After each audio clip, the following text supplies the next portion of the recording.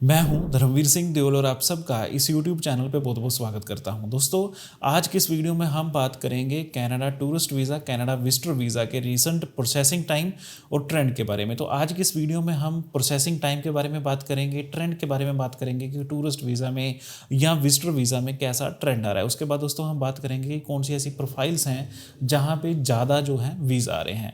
उसके बाद दोस्तों हम बात करेंगे कि क्यों अब आपको एक प्रोफेशनल, आपको एक कंसल्टेंट की ज़रूरत है अपनी कनाडा वीज़ा एप्लीकेशन के लिए। तो वीडियो शुरू करने से पहले इनकेस अगर आप मेरे चैनल पे नए आए हैं, पहली बार आए हैं, तो प्लीज़ इस चैनल को सब्सक्राइब करें, इस वीडियो को लाइक करें, इस वीडियो को शेयर करें। और अगर आप मुझसे बात करना चाहते हैं या हमारे थ्रू अपना प्रोसेस करवाना चाहते हैं, स्क्रीन पे नंबर विजिबल है, आप हमें कॉन्टैक्ट कर सकते हैं।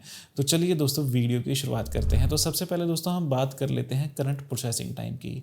अगर आज के हिसाब से करंट प्रोसेसिंग टाइम की बात करें तो तकरीबन 111 दिनों का प्रोसेसिंग टाइम है। और ये इम्प्रूवमेंट यहाँ पे देखने को मिली है, क्योंकि पिछले कुछ दिन पहले जो प्रोसेसिंग टाइम था 114 दिन था, बट अब क्या है, अब 111 दिन है। और हमें जो है क्योंकि अब जब प्रोसेसिंग टाइम रिड्यूसिंग में है, तो आने वाले कुछ महीने में 2 महीने में 3 महीने में ये नॉर्मल प्रोसेसिंग टाइम हो जाएगा। सबसे बड़ी बात क्या है कि जिन्होंने नवंबर में अपनी एप्लीकेशन को सबमिट किया, दोस्तों 6 नवंबर 2024 को यहाँ पे चेंजेस होते हैं। जिन्होंने उसके बाद में अपनी एप्लीकेशन को सबमिट किया, तो उन्हें जो रिज़ल्ट है वो 10 से 15 दिनों में देखने को मिल रहे हैं, जब वो अपने बायोमेट्रिक दे देते हैं। तो यहाँ पे क्या चीज़ है, यहाँ पे जो IRCC है वो ये नहीं चाहता कि और ज़्यादा बैकलॉग हो, और जो भी अब न्यू एप्लीकेशन सबमिट हो रही है वहाँ पे काफ़ी कम टाइम में काफ़ी फास्ट रिज़ल्ट यहाँ पे देखने को मिला है। और यहाँ पे एक चीज़ और देखने लायक है, क्योंकि रिज़ल्ट तो काफ़ी तेज़ है, 10-15 दिनों में जो है वीज़ा आ रहे हैं। बट ऑनलाइन क्या चीज़ है, ऑनलाइन में अगर आप इसे चेक करोगे तो इंडिया के हिसाब से 111 दिन है। तो अगर 10-15 दिनों में नॉर्मल तकरीबन 80% जो एप्लीकेंट है उन्हें यहाँ पे जो डिसीज़न मिल रहे हैं, मैं ये नहीं कह रहा कि हर किसी को वीज़ा आ रहा है, बट यहाँ पे जो डिसीज़न है वो काफ़ी फास्ट आ रहा है। और ये अच्छी बात है, क्योंकि प्रोसेसिंग टाइम को लेके, हाँ, जिनकी फ़ाइल मई में लगी है, जून में लगी है, जुलाई में लगी है, तो उन्हें बैकलॉग में उनकी एप्लीकेशन है, धीरे धीरे से उनका रिज़ल्ट आ जाएगा। सबका रिज़ल्ट यहाँ पे आ रहा है। और ऐसा नहीं है कि उनकी रिफ्यूज़ल आ रही है, काफ़ी ऐसी पुरानी फाइल्स भी हैं जिनकी अप्रूवल आ रही हैं। अब दोस्तों हम बात कर लेते हैं कि ट्रेंड कैसा है ना, कि आज अब प्रोसेसिंग का तो मैंने आपको बता दिया कि जो पुरानी एप्लीकेशन है वहाँ पे थोड़ा ज़्यादा टाइम लग रहा है, और जो न्यू एप्लीकेशन है, इनकेस आप अपनी एप्लीकेशन को सबमिट करते हैं तो बहुत जल्दी आपका रिजल्ट यहाँ पे आ सकता है। अगर दोस्तों ट्रेंड की बात करें तो यहाँ पे पॉजिटिव एक शिफ्ट देखने को मिली है, एक पॉजिटिव ट्रेंड नज़र आया है काफ़ी दिनों के बाद। क्योंकि पहले क्या था कि पहले काफ़ी हाई रिफ्यूज़ल रेट था ना, हर जहाँ भी पूछा जाता था, जिससे भी पूछा जाता था, तो यही होता था कि मेरी जो है वो रिफ्यूज़ल आ गई है, ये डॉक्यूमेंट से, ये डॉक्यूमेंट मैंने अच्छे लगाए थे तब भी रिफ्यूज़ल आई। क्योंकि तब क्या था, बैकलॉग काफ़ी था, यहाँ पे प्रॉब्लम थी दोनों कंट्री में, डिप्लोमेटिक्स एक अलग ही इनका नज़रिया चल रहा था। उसके बाद में IRCC ने काफ़ी रूल चेंज किए, जिसकी वजह से रिफ्यूज़ल आई। बट अब क्या है, अब थोड़ा सा जो है अप्रूवल देखने को मिली है। अप्रूवल की अगर बात करें तो मैंने पहले वीडियोस में कहा था कि उन लोगों की अप्रूवल आ रही है जिन्होंने इन्विटेशन बेस पे वीज़ा लगाया था, होटल बुकिंग पे रिफ्यूज़ल आ रही है। बट अब क्या है, अब जो है होटल बुकिंग पे भी वीज़ा मिलने शुरू हो गए हैं। अगर हम अपनी बात करें तो हमें 6 PPR रिसीव हुए थे, और 6 PPR में से 2 जो हमने एप्लीकेशन थी वो नवंबर में हमने सबमिट की थी, और ये हमने होटल बुकिंग पे ही सबमिट की थी। अगर यहाँ पे अब अप्रूवल की बात करें तो तकरीबन 50-60% जो है अब अप्रूवल है होटल बुकिंग में। पहले की अगर बात करें तो सिर्फ और 30-35% था अगर हम होटल बुकिंग की बात करें। तब भी ये था कि अगर जिनकी प्रोफाइल काफ़ी अच्छी है, जिनके बैलेंस काफ़ी अच्छा था, करोड़ों रुपया जिनके पास पड़ा था, उन्हें यहाँ पे अप्रूवल आ रही थी। बट अब थोड़ा सा यहाँ पे चेंज हुआ है, जिनके पास थोड़े मिनिमम डॉक्यूमेंट्स हैं, अगर जिनके पास फंड जो है 8 लाख 10 लाख रुपया है, उन्हें यहाँ पे वीज़ा आ रहा है, और ये होटल बुकिंग पे ही आ रहा है। आने वाले दिनों में ये हो सकता है कि ये अप्रूवल रेट दोबारा फिर बढ़े, या जो वीज़ा का प्रोसेसिंग टाइम है वो कम हो। बट यहाँ पे एक चीज़ गौर करने वाली है कि जो भी वीज़ा आएंगे, जो भी उसकी ड्यूरेशन रहेगी, कि वो मल्टी विजिट मिलता है, सिंगल एंट्री मिलता है, 10 साल का मिलता है, 2 साल का मिलता है, वो वीज़ा ऑफिसर के हाथ में होगा कि वो कितने टाइम का यहाँ पे वीज़ा देगा। अब दोस्तों हम बात कर लेते हैं कि किन लोगों की है जो प्रोफाइल है जो जिन्हें पीपीआर आ रहा है। तो सबसे बड़ी बात है कि जिनकी कंप्लीट डॉक्यूमेंटेशन है। कंप्लीट डॉक्यूमेंटेशन का मतलब है कि आपने सारे के सारे डॉक्यूमेंट्स को अटैच किया, आपने एक सीक्वेंस को फॉलो किया, एक प्रोसेस को फॉलो किया। जो भी डॉक्यूमेंट्स वहाँ पे रिक्वायर्ड थे, जैसे कवर लेटर था, जस्टिफिकेशन था, लेटर ऑफ इंटेंट था, ट्रैवल आइटनर थी, आपने सारे के सारे जो डॉक्यूमेंट अपलोड किए और जो डॉक्यूमेंट्स हैं वो आईआरसीसी गाइडलाइन के द्वारा जो भी वीज़ा ऑफिसर मांगता है, आपने सारे के सारे वहाँ पे प्रेजेंट किए। तो वहाँ पे लोगों की जो है अप्रूवल आ रही हैं। जिनके डॉक्यूमेंट मिसिंग थे, जिनके पास कम डॉक्यूमेंट थे, या जिनकी जो फाइल थी इनकम्प्लीट थी, या जिन्होंने अच्छी तरीके से अपनी फाइल को प्रेजेंट नहीं किया, वहाँ पे रिफ्यूज़ल आ रही हैं।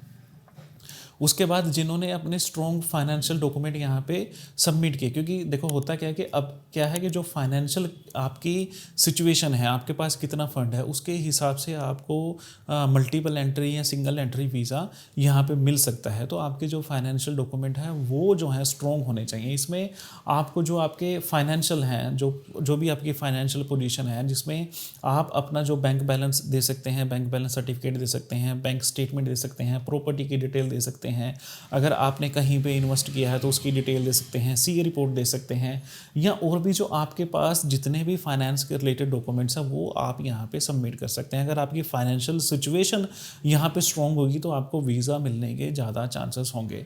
उसके बाद में इन्विटेशन लेटर, क्योंकि इन्विटेशन लेटर पे पहले भी वीज़ा आ रहे थे, अब भी वीज़ा आ रहे हैं। अगर आपका स्ट्रॉन्ग इन्विटेशन लेटर है, अगर आपके डॉक्यूमेंट्स हैं, जो इन्वाइटर के डॉक्यूमेंट्स हैं वो स्ट्रॉन्ग हैं, और आपको आपके भाई ने, आपकी बहन ने, या किसी और जो आपके क्लोज जो रिलेटिव हैं उन्होंने बुलाया है, तो आपके वीज़ा के चांसेस ज़्यादा होंगे। बट आपको सिर्फ एक चीज़ ध्यान रखनी है कि जो आपको फ़ाइल है वो एक अच्छी तरीके से जो प्रोफेशनल तरीके से आपको प्रेजेंट करनी है।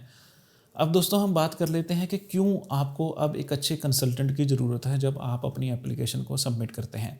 होता क्या है दोस्तों, पहले की अगर बात करें कनाडा की, तो पहले क्या था कि अगर आप खुद अपनी फ़ाइल सबमिट करते थे तो वहाँ पे वीज़ा आ जाता था। बट अब क्या है, अब आपको अपनी फ़ाइल भी सबमिट करनी है, आपको डॉक्यूमेंट्स भी सारे अटैच करने हैं, आपको जो अपनी फ़ाइल की प्रेजेंटेशन है, किस तरीके से आपने अपनी फ़ाइल को प्रेजेंट करना है, वो भी प्रोफेशनल होना चाहिए।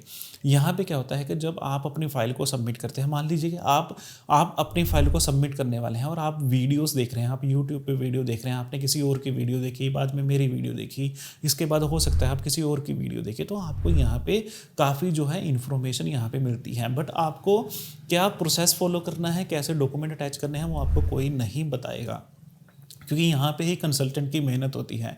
तो हमें मान लीजिए कि हमें इतने साल लगे, इतने सालों में हमें ये पता लगा कि कौन कौन से डॉक्यूमेंट हैं जो हमने अटैच करने हैं, कैसे अटैच करने हैं, क्योंकि यही एक प्रोफेशनलिज्म है। इसी चीज़ के हम जो हैं जो आपसे चार्जेस लेते हैं। तो यहाँ पे क्या चीज़ है कि अगर आप किसी प्रोफेशनल बंदे को हायर करोगे तो हो सकता है कि उस बंदे को नॉलेज हो, वो आपकी फ़ाइल को अच्छे तरीके से प्रेजेंट करना जानता हो। क्योंकि वहाँ पे क्या चीज़ है कि नंबर एक है कि वो आपके जो भी आपकी फ़ाइल है उसे प्रोफेशनली वहाँ पे प्रेजेंट करेगा, जो भी आपका पर्पस ऑफ विजिट है। और वहाँ पे ये वीज़ा ऑफिसर को ये श्योर करेगा कि उसे सारे के सारे डॉक्यूमेंट समझ में आए, आपका कवर लेटर अच्छा बने, आपका लेटर ऑफ इंटेंट अच्छा बने, आपकी जस्टिफिकेशन अच्छी बने। उसके बाद होता क्या है कि जब आप खुद अपनी फ़ाइल लगाते हो तो वहाँ पे ज़्यादा चांसेस होते हैं कि आप कहीं ना कहीं जो है वो अपनी वहाँ पे गलती करोगे, और वहाँ अगर आप गलती करोगे तो उससे आपकी रिफ्यूज़ल आ सकती है। अगर कंसल्टेंट को आप हायर करोगे, मैं ये नहीं कहता कि अगर आप कंसल्टेंट को हायर करोगे तो आपके 100% वीज़ा के चांसेस होंगे। दोस्तों हम कभी नहीं कहते, और ना ही 100% जो वीज़ा के चांसेस किसी कंसल्टेंट के पास होते हैं। जो भी आपको ये कंसल्टेंट कहता है कि आप मुझे फ़ाइल दो, मैं आपका 100% वीज़ा ला के दूँगा, दोस्तों ऐसा नहीं है, ऐसा पॉसिबल ही नहीं है। 100% जो गारंटी बंदा दे सकता है वो ये दे सकता है कि मैं आपकी फ़ाइल को एक अच्छे तरीके से प्रेजेंट करूँगा, जो भी वीज़ा ऑफिसर को चाहिए मैं उसके सामने यहाँ पे रखूँगा। बट फिर भी जो वीज़ा ऑफिसर है वो आपके डॉक्यूमेंट्स को वेरीफाई करेगा, आपके पर्पस को वेरीफाई करेगा, आपके एम्प्लॉयमेंट्स के डॉक्यूमेंट को वेरीफाई करेगा, आपके टाइज को वेरीफाई करेगा, फिर वो आपको वीज़ा देगा।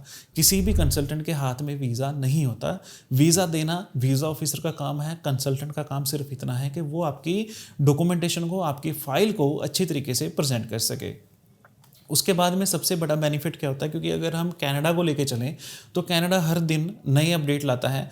अगर आप किसी कंसल्टेंट से अपनी फ़ाइल को सबमिट कराओगे तो वहाँ पे ज़्यादा चांस होंगे कि वो कंसल्टेंट को पता होगा कि अब क्या चेंजेस चल रहे हैं, क्या रूल है, और मैंने उन रूल के हिसाब से आपकी फ़ाइल को सबमिट करना है। तो अगर आप इन पॉइंट्स को कंसीडर करते हैं, मुझसे एग्री करते हैं, तब आपको एक अच्छे कंसल्टेंट की ज़रूरत होगी। मैं ये नहीं कह रहा कि आप हमारे थ्रू प्रोसेस करवाओ ना। इस वीडियो का, इन बातों का, इस चीज़ से ये मेरा मतलब नहीं है कि आप हमसे जो है अपनी फ़ाइल को सबमिट कराएं। आप किसी भी कंसल्टेंट से फ़ाइल सबमिट कराएं, चाहे वो आपके पास में है, चाहे वो आपका रिश्तेदार है, चाहे आप खुद हो। अगर आपको प्रोसेस पता है, अगर आपको ये पता है कि मैंने किस तरीके से फ़ाइल लगानी है, आप खुद सबमिट करें। अगर आपको नहीं पता तो बेवजह आपको फालतू में रिफ्यूज़ल यहाँ पे लेने की ज़रूरत नहीं है, क्योंकि अगर आप प्रोसेस को फॉलो नहीं करोगे, डॉक्यूमेंट्स को पूरे अच्छे तरीके से नहीं लगाओगे, तो आपकी रिफ्यूज़ल आ जाएगी। तो इस वीडियो के माध्यम से मैंने आपको यही समझाने की कोशिश की कि अब करंट प्रोसेसिंग टाइम क्या चल रहा है, पॉजिटिव न्यूज़ क्या है, क्योंकि अब जिन्होंने नवंबर में फ़ाइल लगाई थी तो उनके जो वीज़ा है 10-15 दिनों में ही आ रहे हैं। उसके बाद दोस्तों मैंने ये भी बताया कि क्यों अब आपको जो खुद अपनी फ़ाइल नहीं लगानी चाहिए अनलेस अनटिल आपको प्रोसेस के बारे में पता ना हो, आपको ये पता ना हो कि कैसे अपनी फ़ाइल को प्रेजेंट करना है। तो हो सकता है मुझसे कुछ पॉइंट्स हैं वो यहाँ पे मिस हो गए हों। इन केस अगर अभी भी कोई आपका क्वेश्चन है, कोई आपका डाउट है, तो कमेंट सेक्शन में आप हमें पूछ सकते हैं, आप हमें व्हाट्सएप के जरिए कांटेक्ट कर सकते हैं। इन केस आप चाहते हैं कि हमारे थ्रू आप अपने केस को प्रेजेंट करें या हम आपकी किसी भी तरह हेल्प करें, तो हमारे जो नंबर्स हैं स्क्रीन पे विजिबल हैं, आप हमें कांटेक्ट कर सकते हैं। तो चलिए दोस्तों, आज की इस वीडियो में इतना ही। मिलते हैं अगली वीडियो में।